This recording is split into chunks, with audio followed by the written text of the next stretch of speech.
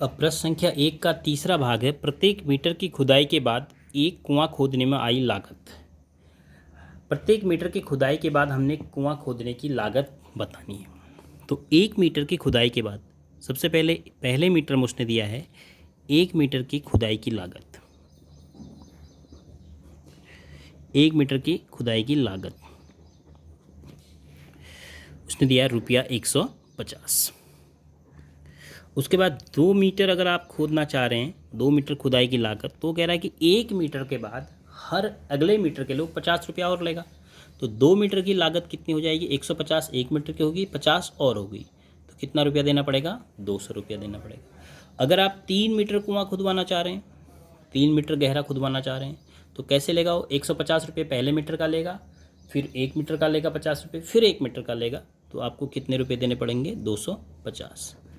अब आपको ये समझ में आ रहा होगा कि अगर हम लागत की सूची बनाएं, जो हमारी लागत आ रही है उसकी लागत की सूची बनाएं, तो पहले मीटर में हमें 150 देना पड़ा, दूसरे मीटर में 2 मीटर के बाद 200 देना पड़ा, 3 मीटर के बाद 250 देना पड़ा, 4 मीटर के बाद 300 देना पड़ेगा। तो ये जो सूची आ रही है ये क्या है? आपको स्पष्ट हो रहा होगा कि यह सूची क्या है, एक अर्थमेटिक प्रोग्रेशन के रूप में समांतर श्रेणी में। तो आप लिखेंगे यह एपी है, एपी है। क्यों? क्योंकि क्रमागत पदों का कहीं पर भी आप देख रहे हैं, जो क्रमागत पद लीजिए, क्रमागत पदों के बीच समान अंतर है। कारण देना है उसका, क्रमागत पदों के बीच कैसा है अंतर? समान अंतर है, इसलिए यह समांतर श्रेणी होगी। लेकिन इसी का जो अगला क्वेश्चन है, अब वो पूछता है कि 10,000 का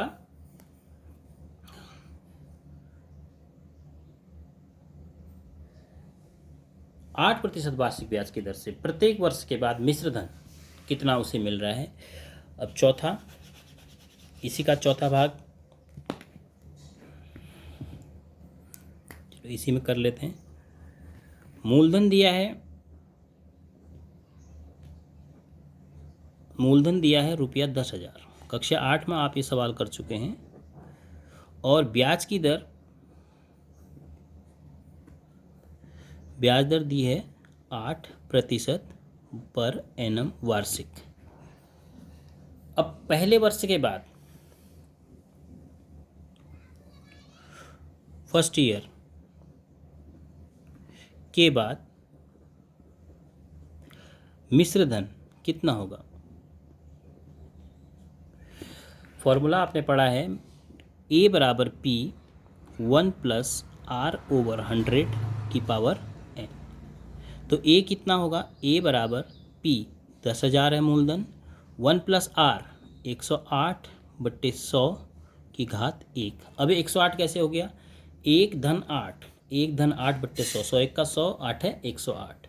तो यहाँ से आपके 1 2 शून्य कट गए, तो आपके पास बचा 108, 108 एक का 10,800 रुपया पहले साल के बाद। अब 2 साल के बाद,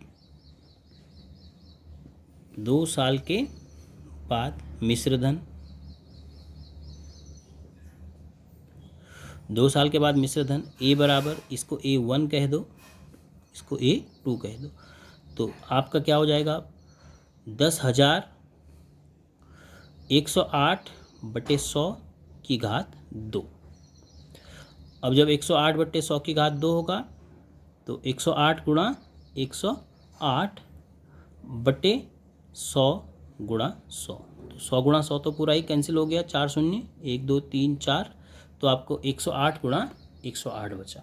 अब 108 का वर्ग आप कर सकते हो A + B के होल स्क्वायर से, तो 8 8 64 हो गया, और 100 का आपका 10,000 हो गया, और प्लस 100 और 8, 800 दूनी 1600, तो 10,000 ये हो गया, 1,000 11,664,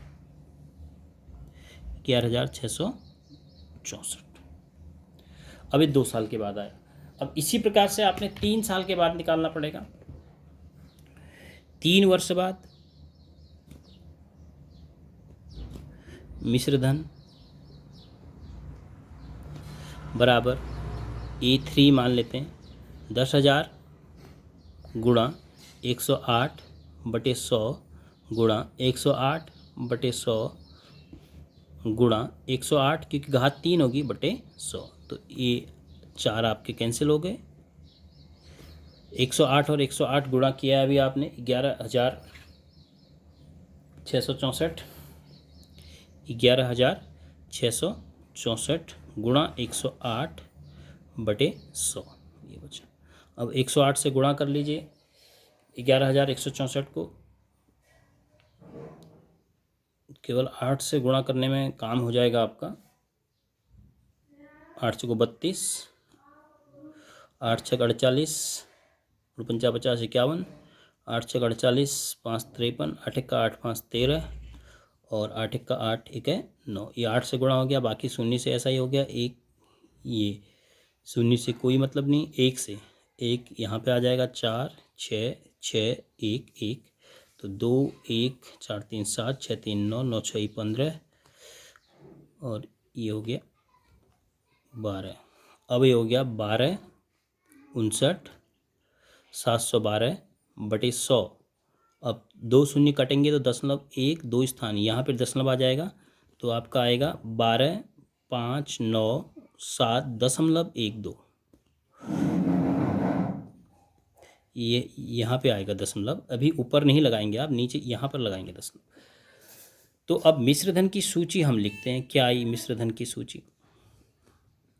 मिश्रधन सूची आई, सबसे पहला मिश्रधन आया 10,800 10,800। उसके बाद आया 11,664।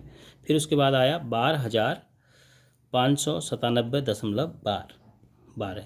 अब आप खुद देखिए इन दोनों का अंतर और इन दोनों का अंतर अलग अलग है, क्योंकि जब इसमें से इसको माइनस करोगे तो पूर्ण संख्या के रूप में आएगा, जब इसमें से इसको माइनस करोगे तो ये दशमलव है तो दशमलव संख्या के रूप में आएगा। तो जब इन दो पदों का अंतर ही अलग अलग हो गया तो आगे कोई अर्थमेटिक प्रोग्रेशन नहीं हो सकती है। तो क्या है, एपी नहीं है। एपी नहीं है क्यों? क्योंकि क्रमागत पदों का अंतर समान नहीं है, इसलिए एपी नहीं। इस प्रकार से आप अपने पहले प्रश्न को करेंगे। तो जब भी संख्याओं की आपको सूची दी होगी तो कब वो अर्थमेटिक प्रोग्रेशन के रूप में होगा, कब नहीं होगा, ये आप आसानी से पता कर सकते हैं।